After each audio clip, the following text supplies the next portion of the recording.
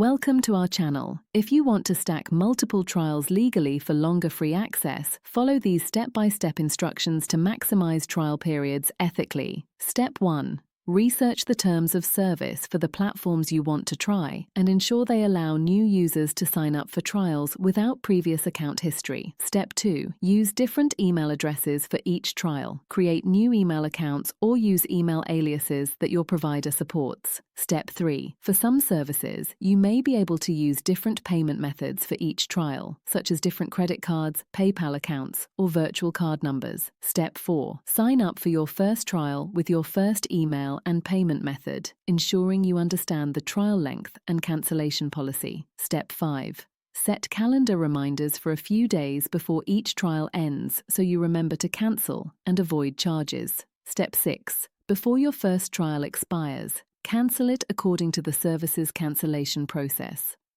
Step 7. After the first trial ends, wait a reasonable period if required by the service's terms, then sign up for a new trial with a different email address. Step 8. Repeat this process as long as the service allows, being mindful that some platforms actively prevent trial stacking by tracking device IDs or household addresses.